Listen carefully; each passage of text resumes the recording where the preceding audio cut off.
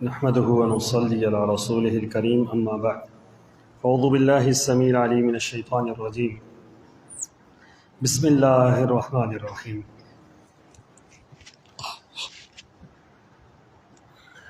سامعین محترم، آج اللہ کی دی ہوئی توفیق کے ساتھ سورہ المومنون اور سورہ نور اور سورہ الفرقان کا کچھ حصہ تلاوت کیا گیا۔ سورہ المومنون یہ مکی صورت ہے، اور اس سورہ مبارکہ کے شروع میں ہی اللہ تعالیٰ نے اہل ایمان کو ایک خوشخبری سنائی۔ ہر بندہ چاہتا ہے کہ میں کامیاب ہوں، اور یہ کامیابی انسان کی کچھ اصولوں کے ساتھ وابستہ ہے۔ یقیناً کچھ لوگ کامیاب ہوں گے، اور اللہ تعالیٰ مجھے اور آپ کو ان لوگوں میں شامل فرمائے۔ یقیناً انسان کی زندگی میں یہ سب سے بڑا مشن، سب سے بڑی بات، سب سے بڑی خواہش اور سب سے بڑا ایک نقطہ نظر ہوتا ہے کہ میں کامیاب ہو جاؤں۔ اور اصل کامیابی تو آخرت کی کامیابی ہے۔ ہماری کامیابی جو ہے نا وہ صرف دنیا تک محدود ہے، لیکن اصل کامیابی کیا ہے؟ فمن زحزح عن النار وادخل الجنۃ فقد فاز۔ جو آگ سے بچا لیا گیا اور جنت میں داخل کر دیا گیا وہ کامیاب ہے۔ تو کامیاب لوگوں کی چند صفات بیان کی گئی۔ قد افلح المؤمنون، وہ مومن فلاح پا گئے، یعنی مومنوں میں سے بھی وہ مومن فلاح پا گئے۔ کون سے؟ الذین هم فی صلاتهم خاشعون، جن کی نمازوں کے اندر خشوع اور خضوع۔ اب خشوع اور خضوع کیا ہے؟ ظاہری تمام آداب کو ملحوظ خاطر رکھتے ہوئے دل کی تمام تر توجہ اور انہماک کے ساتھ اللہ کی عبادت کرنے کا نام خشوع اور خضوع ہے۔ یوں سمجھیے کہ احسان کے درجے پر جو نماز ادا کی جائے اس کو خشوع اور خضوع کہا جاتا ہے۔ ان تعبد اللہ کانک تراہ، اس طرح اللہ کی عبادت کرو جس طرح اللہ کو دیکھ رہے۔ تو یہ خشوع اور خضوع کی انتہا ہوتی ہے، اور اللہ تعالیٰ ایسی نماز کو پسند کرتا ہے۔ وہ نماز کسی کام کی نہیں ہوتی۔ صفیں کج دل پریشاں سجدے بے ذوق، تو باقی ہے جذب اندروں باقی نہیں۔ بندہ ادھر ہے، دھیان کدھر ہے، دل کدھر ہے، دماغ کدھر ہے، ہاتھ کدھر ہے، سر کدھر ہے، جھکتا کدھر ہے، لگتا کدھر ہے۔ تو ایسی نمازیں اللہ تعالیٰ کو قبول، یہ خشوع اور خضوع والی نمازیں نہیں۔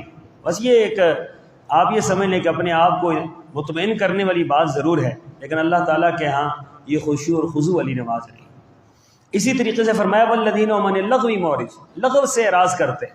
لغو ہر اس کام کو کہتے ہیں جس کا مقصد کوئی نہ ہو، بے مقصد بات، فضول بات، لغو بات، بیہودہ بات۔ اگر آپ ناراض نہ ہو تو سیاسی بات، جو آج کل ہماری ایک رگ پھڑکی ہوئی ہے اور پورے ملک کے اندر رگیں پھڑک رہی ہیں، پہلے تو زبان سے اور پھر ہاتھ سے اور پھر مکوں سے پھر لاتوں سے پھر پتہ نہیں باتوں سے آگے کہاں کام چلا گیا۔ تو یہ لغو ہے سارے کا سارا۔ فائدہ کچھ ہے اس کا؟ کتنا عرصے کا فائدہ ہے؟ آخر کار کیا ہے؟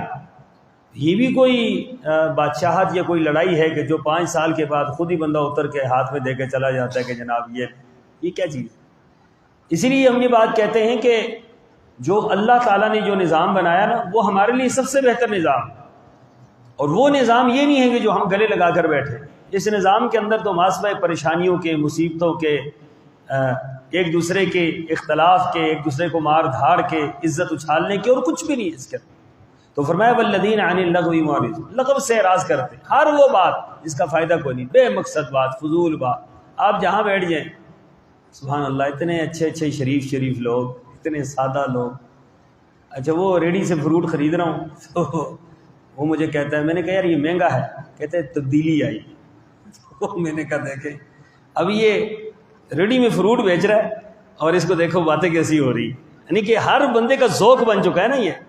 اور یہ قوموں کے افکار اس طرح بدلتے ہیں، نظریات ایسے بدلتے ہیں، سوچیں ایسی بدلتی ہیں، اور پھر سارے تبدیل ہو جاتے ہیں، ٹھیک ہے، اور پھر ہر چیز ہی تبدیل ہو جاتی ہے۔ تو بات یہ ہے کہ یہ ساری کی ساری چیزیں لغو میں آتی۔ لغو وہ چیز ہے جس کا کوئی فائدہ نہ ہو، نہ دنیاوی نہ اخروی۔ لیکن مسلمان تو وہ کام کر ہی نہیں سکتا نا جس سے دنیا کا فائدہ بھی نہ ہو، آخرت کا بھی نہ ہو۔ چلے دنیا کو آپ چھوڑ دیں، آخرت کا فائدہ تو ہونا چاہیے۔ اچھا آخرت کا فائدہ بھی چلیں آپ 2 منٹ کے لیے تھوڑا سا برداشت کر لیں، دنیا کا فائدہ بھی تو ہونا چاہیے۔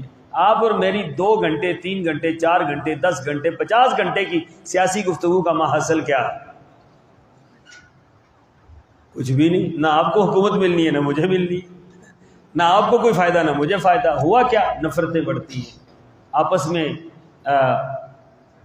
ایک دوسرے سے اختلاف رائے پیدا ہوتا ہے، ذہن اور دماغ مختلف ہوتے ہیں، آواز ختم ہوتے ہیں، بندے کے اوپر جو عجیب کیفیت طاری ہوتی ہے. یہ ہر بات کرنے سے کوئی نہ کوئی اثر ہوتا ہے. اس لیے فرمایا کہ یہ جو مومن لوگ ہیں نا یہ لغو سے اعراض کرتے ہیں. والذین هم للزکاۃ فاعلون، اپنے مال کی زکوٰۃ دیتے ہیں. مال کی زکوٰۃ، مال کو بچا بچا کے نہیں رکھتے، گن گن کے نہیں رکھتے، بلکہ مال کی کیا کرتے ہیں؟ زکوٰۃ دیتے ہیں. والذین هم لفروجہم حافظون، سبحان اللہ، اپنی شرمگاہوں کی حفاظت کرتے، اپنی شرمگاہوں کو غلط استعمال نہیں کرتے.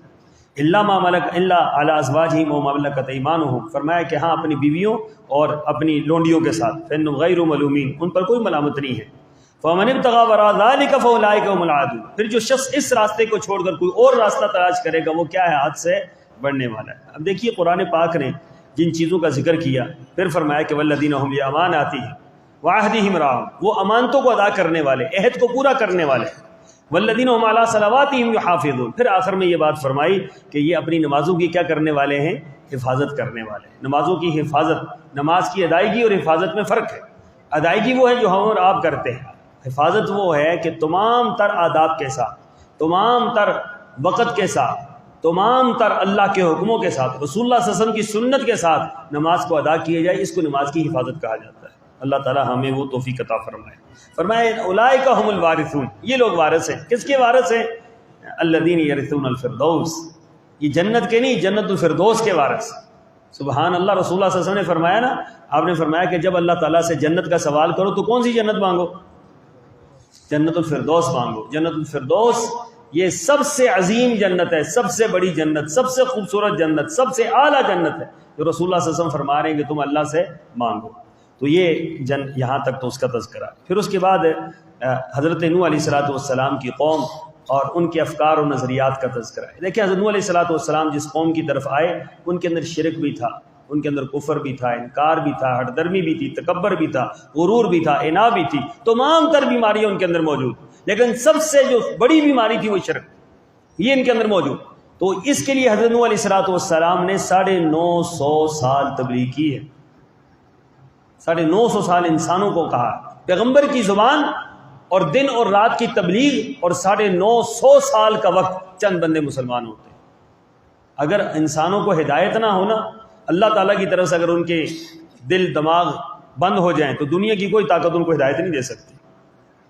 یہ بگڑے ہوئے جو لوگ ہوتے ہیں نا، جن کے افکار بگڑتے ہیں، نظریات بگڑتے ہیں، سوچیں بگڑتی ہیں، فکریں بگڑتی ہیں، وہ پھر بگڑتے چلے جاتے ہیں. پھر ان کے لیے کوئی راہ نہیں ہوتی کہ وہ پھر واپس پیچھے کی طرف پلٹ آئے.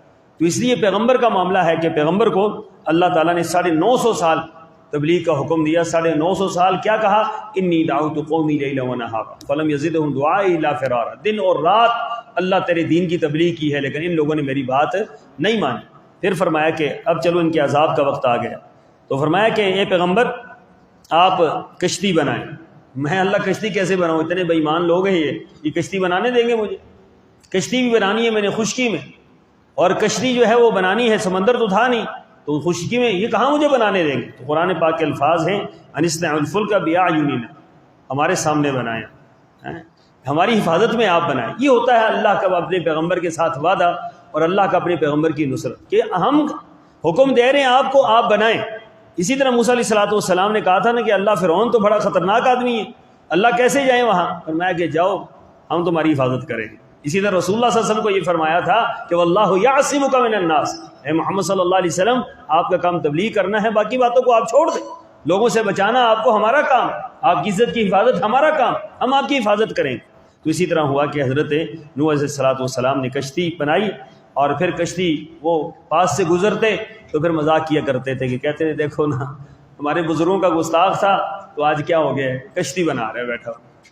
یہ ہمارے پیروں کی اور ہمارے بزرگوں کی اور ہمارے بتوں کی جو گستاخی کرتا تھا تو آج دیکھو نا کشتی بنا رہے، نہ یہاں پانی آیا، نہ یہاں سمندر، نہ کچھ اور نہ کچھ اور. تو قرآن پاک نے فرمایا کہ پیغمبر کہہ دیجئے تم آج ہمارا مذاق اڑا رہے ہو، ان قریب تم مذاق بننے والے. تو ایسا ہی ہوا کہ اللہ تعالیٰ کا پھر حکم آیا. فرمایا فَإِذَا جَاءَ أَمْرُنَا وَفَارَتِ النُّورُ، فرمایا کہ زمین پر پھٹ پڑی.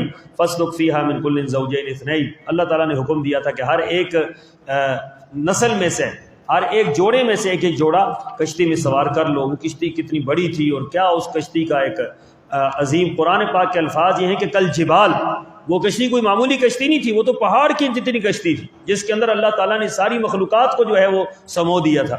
تو پھر حضرت نوح علیہ السلام کو جہاں اللہ نے قوم کو غرق کیا، وہاں حضرت نوح علیہ السلام کو اللہ نے بچایا۔ یہی اللہ کی سنت ہے کہ اللہ تعالیٰ جب عذاب نازل کرتے ہیں تو جہاں کافروں پر، اللہ کے باغیوں پر، مشرکوں پر، کفر کرنے والوں پر جہاں عذاب آتا ہے، وہاں اہل ایمان کو اللہ تعالیٰ اپنی رحمت سے بچاتے ہیں۔ اسی طریقے سے اللہ تعالیٰ نے ان سب کو بچا لیا۔ اس کے بعد سورہ نور ہے، اور سورہ نور بہت اہم صورت ہے قرآن پاک کی۔